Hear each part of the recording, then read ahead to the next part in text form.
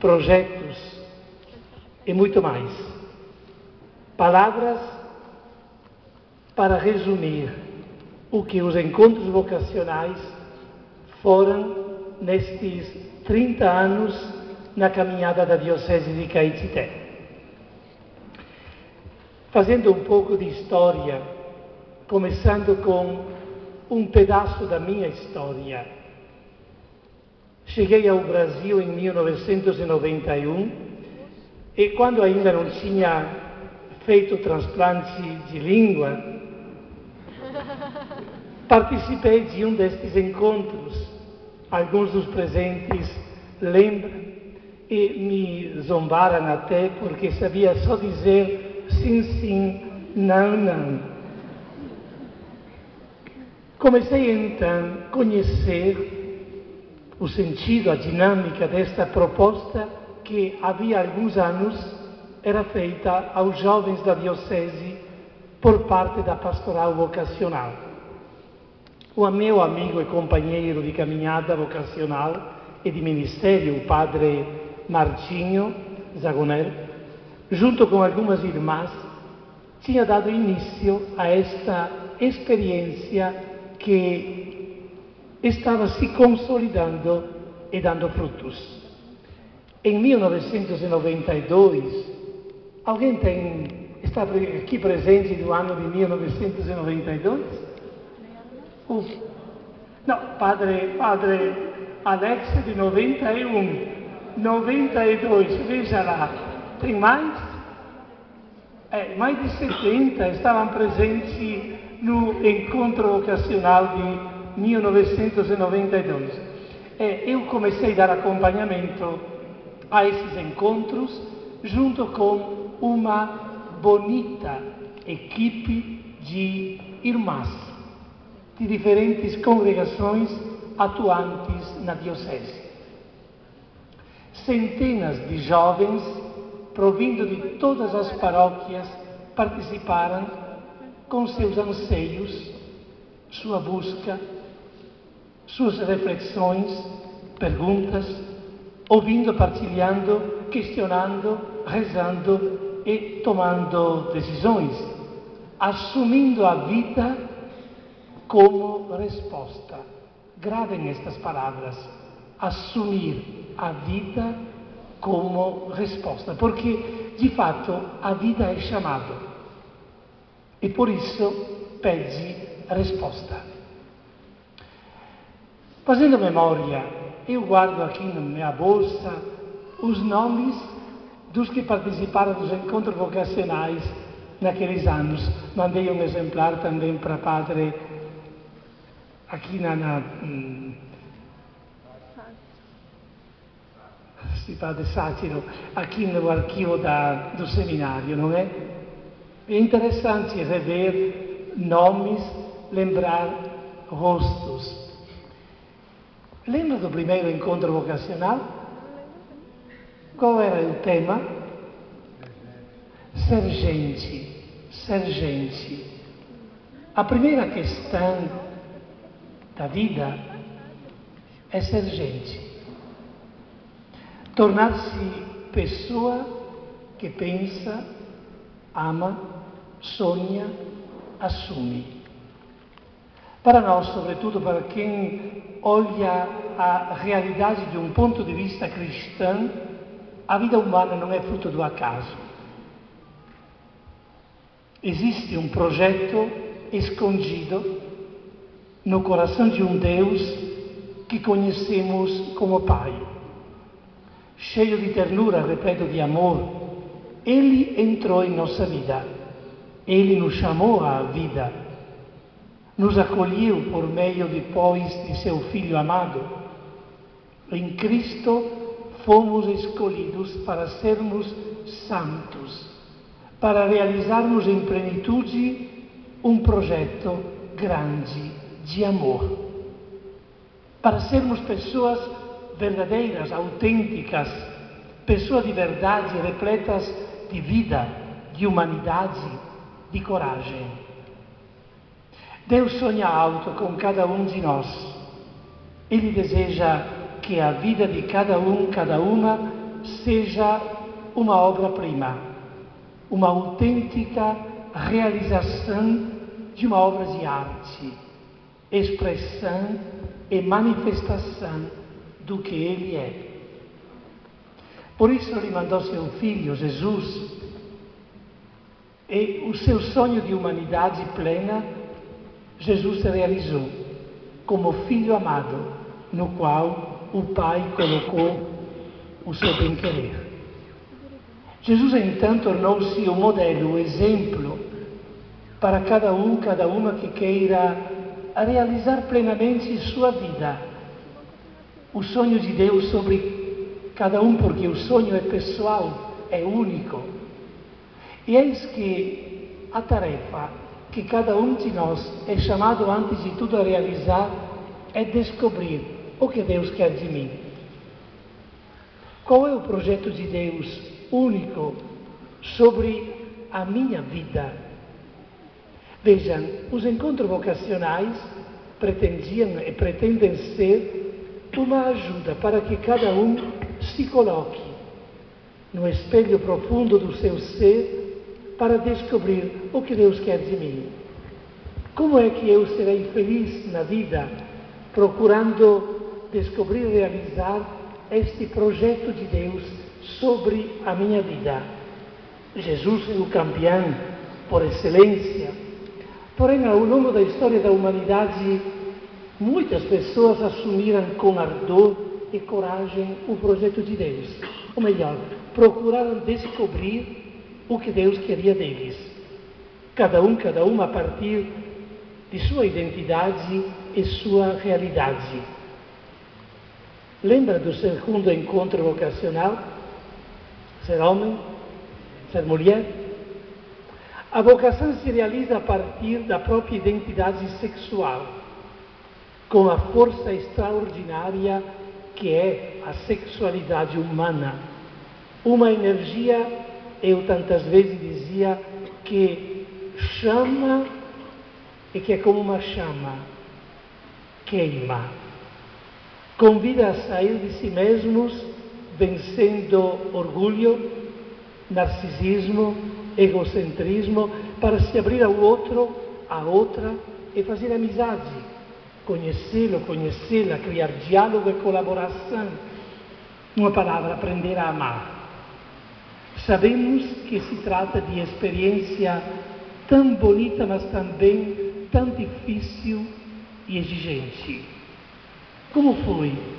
Como está sendo a história de amor que cada uma está escrevendo? Não importa as linhas sobre as quais escreve sua história. É importante tornar nossa vida uma resposta ao amor de Deus. Uma história de amor verdadeiro, autêntico, exigente, generoso, aberto.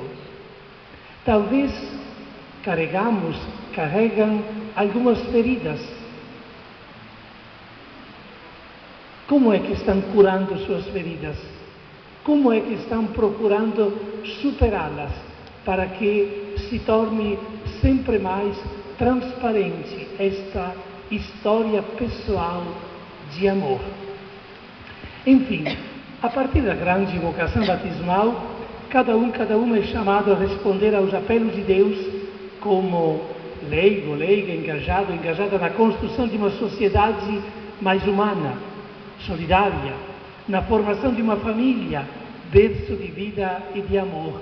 Vejo aqui alguns que casaram, que vivem esta vocação matrimonial na alegria de uma família que gera vida, que dá vida, que aumenta a vida e com isso a humanidade, a felicidade.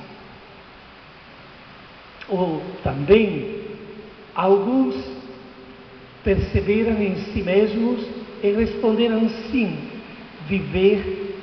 vivendo a universal vocação ao serviço, dando sua disponibilidade e acolhendo o chamado à vocação religiosa, ao ministério presbiteral, colocando-se alma e corpo para evangelizar, santificar, guiar os irmãos e as irmãs na Igreja de Jesus. O tema que recebi, que Padre Sátiro me enviou, fala de ser discípulos, discípulas, missionários, missionárias. É o tema que ecoa na nossa igreja desde a 5ª Assembleia do Episcopado Latino-Americano em Aparecida, em 2007. Discípulos, discípulas, missionários, missionárias. Como? Para dar uma resposta, devemos perscrutar as Escrituras. Na Bíblia encontramos numerosas homens e mulheres que disseram seu sim. Eu quero lembrar 4 rostos, 4 como ícones destas pessoas que na Bíblia responderam seu sim. Só faço os nomes. Lembro alguma coisa muito rápido.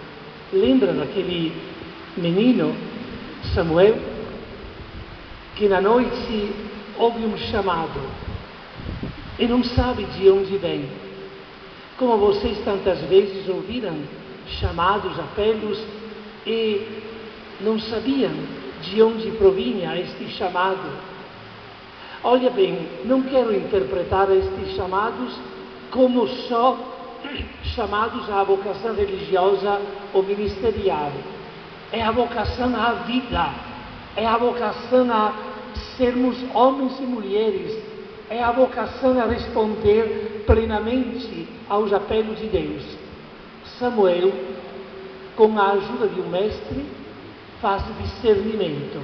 Olha bem, eu gostaria relembrar e destacar que sozinhos é muito difícil fazer discernimento.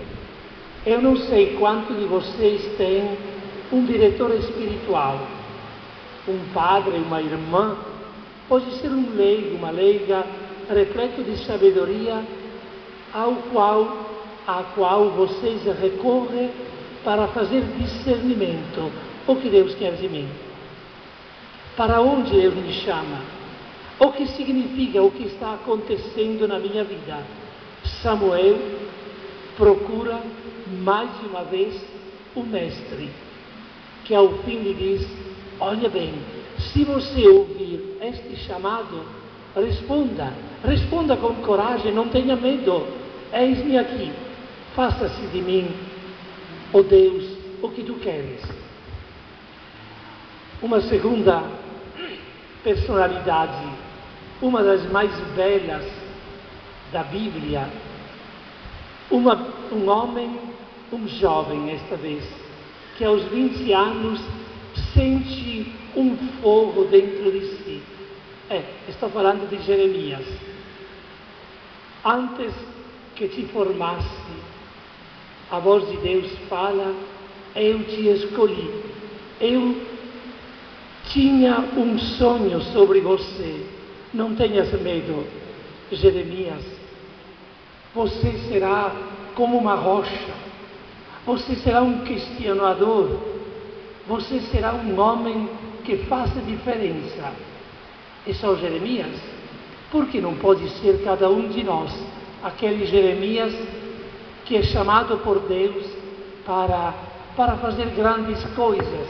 Claro, toda vocação, digo toda, não só a vocação religiosa, tem um preço. Tem um preço. Às vezes, passando pelo sofrimento, um sofrimento que purifica, que fortifica, que renova, que torna as pessoas mais maduras. Não tenha medo de sofrer. Uma das maiores dificuldades para responder hoje, sobretudo, à vocação, é o medo da renúncia e do sacrifício. Nenhuma vocação autêntica, nem matrimonial, nem religiosa, nem sacerdotal, se realiza sem pagar um preço. É o preço da vida. A vida é também renúncia, sacrifício, fadiga, luta para podermos fazer discernimento. Quem tem medo de sofrer não sabe amar.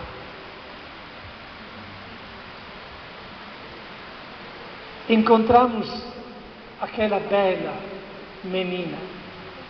Tinha, quem sabe, 13, 14, 15 anos no máximo. Quando Lucas fala de um anjo, eu não sei que tipo de anjo foi, aquele que entrou na casinha de Nazaré e diz: Maria, Deus te escolheu. Sabe para fazer o quê? Para ser a mãe do Salvador. Como pode? Eu sou tão pequenina, tão pobre, moro aqui na roça perdida, num cafundó do sertão. Deus veio à minha casa para me escolher. É mesmo, porque Deus gosta dos pequeninos, não dos grandões. Deus te escolheu porque você se achava a menorzinha entre todas as moças da região, do mundo. Então, como é que devo fazer? O que vai acontecer? Não se preocupe. O Espírito Santo verá sobre si. Ele te envolverá com a sua sombra. A força do Altíssimo te possuirá. E aquele que é santo, que te escolheu, te fecundará. Que coisa grande. Que coisa linda. Olha bem, nada daquilo que aconteceu com os protagonistas da Bíblia não pode acontecer conosco. Enfim, correndo um pouco, chegamos aos primeiros pescadores de Galileia, região perdida, pobre. Deus escolhe estes pescadores para serem os primeiros missionários do reino. Lembram aquele caso contado por João no capítulo 1? Mestre, onde moras? E vocês sabem que não é que pedem o endereço, pedem que projeto você tem, o que devemos fazer, o que devemos deixar, o que devemos escolher. Deixar e escolher. Qualquer vocação comporta um deixar e um escolher. Não é, Zezinho? Precisa deixar pai e mãe para se unir à esposa. Também tem casa, deixa. Não é? Precisa deixar a própria terra, não matina, não sátiro, para se embarcar por um caminho, para subir um barco que não sabemos para onde nos leva. Eu nunca imaginaria que este barco me levaria à Bahia. Nunca. Depois, nunca sonharia que este barco me levaria para Livramento.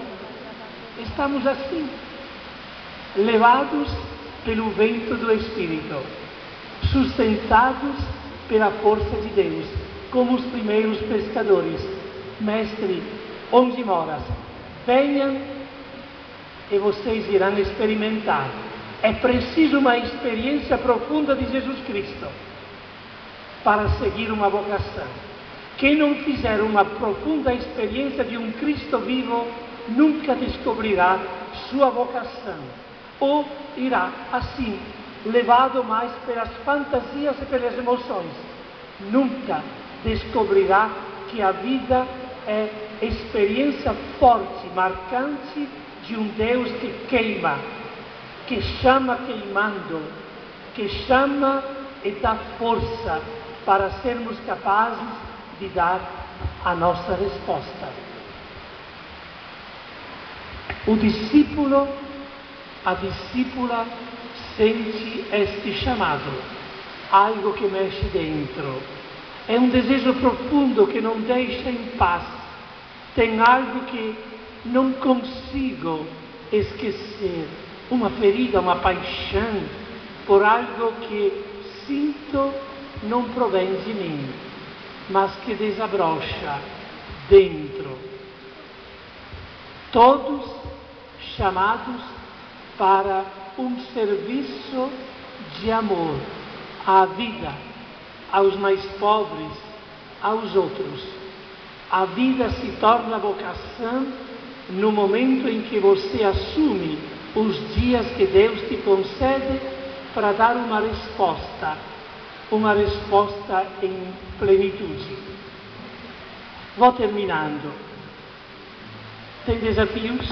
Tem. Desafios com tantos nomes conhecidos. Faço alguns destes nomes. Pode ser o individualismo, o orgulho, a arrogância, o cansaço, a rotina, a banalização da vida, o desejo da autoafirmação, custe que custar, também pisando nos outros, a ganância. Um desafio pode ser este, a perca da fé. A perca da fé. Porque é somente numa profunda experiência de fé que nós poderemos responder a este apelo de um Deus escondido, que gosta de se esconder, para que nós o procuremos, para que nós vamos em busca dele e, encontrando-o, possamos viver a beleza deste encontro que transforma a nossa existência. Mas eu gostaria também de evidenciar, antes de tudo, as luzes que é preciso adquirir para dar resposta a cada chamado. Não só, repito, na vida religiosa, ministerial, mas em qualquer vida que pretenda ser resposta vocacional, isto é, resposta de amor. 5 palavras: fidelidade, coerência, transparência, autenticidade, alegria e esperança. Acrescento uma palavra para cada uma: fidelidade. Olha, talvez a dimensão mais difícil na cultura de hoje, caracterizada por esta provisoriedade, a palavra mais difícil para vocês jovens hoje é esta: fidelidade. Fidelidade no casamento, fidelidade nos compromissos, fidelidade nas amizades, fidelidade em conseguir manter vivo o sonho, fidelidade em viver a própria vocação e missão. Eu sugiro, vivam um dia de cada vez. Quando celebro um casamento e pergunto: você quer amar para sempre a sua esposa, o seu esposo? Para sempre. É uma loucura. Eu não possuo a minha vida. Eu possuo somente o dia de hoje. Porém, veja, se você conseguir ser fiel hoje, esta é a garantia para ser fiel amanhã. E depois de amanhã, a sua fidelidade repousa no joelho de hoje. E assim, um dia de cada vez. Eu tenho já 42 anos já passados de ministério presbiteral e episcopal. Passaram um sopro. Sejam fiéis de alma e de coração ao dia de hoje. Terão a garantia e a força para serem fiéis também amanhã. Uma segunda palavra: coerência. Devemos ser mais coerentes com os ideais e as ideias que nós temos. Não podemos baratear as nossas convicções.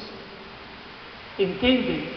Eu devo procurar ser mais coerente e transparente com o meu ser gente, com a minha personalidade, com os dons que de Deus recebi, com a vocação que acolhi e procuro viver.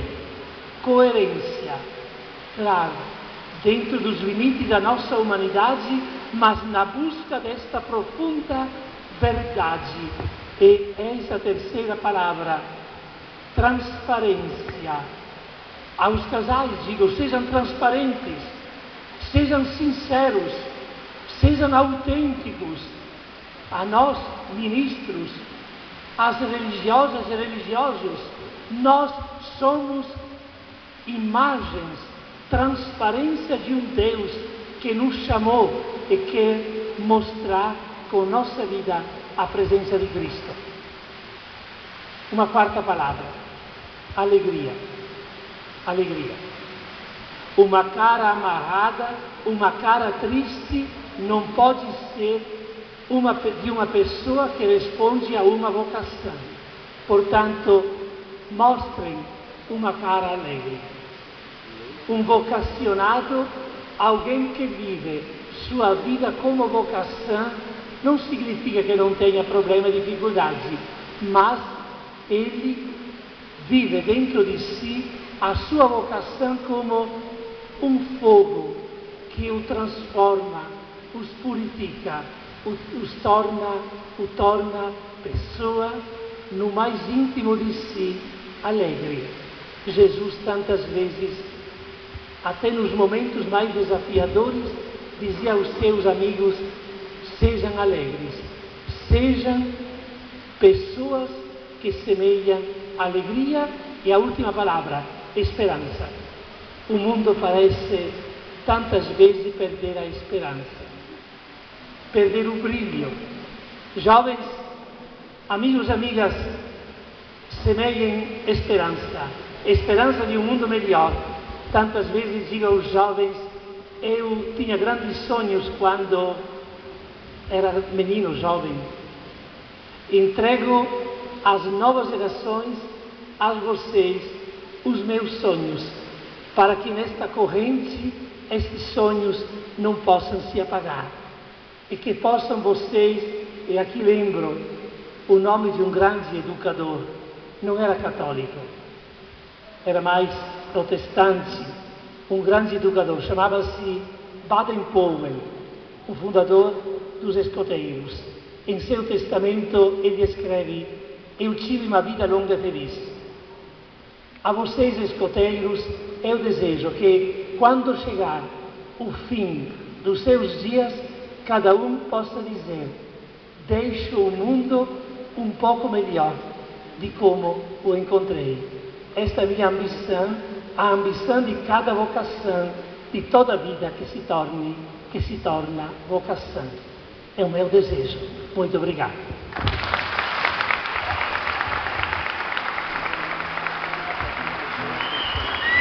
Obrigado, Armando. Até a natureza veio se alegrar conosco nessa festa, hein? Agora então vamos cantar uma música, mas só vamos ficar de pé para cantar.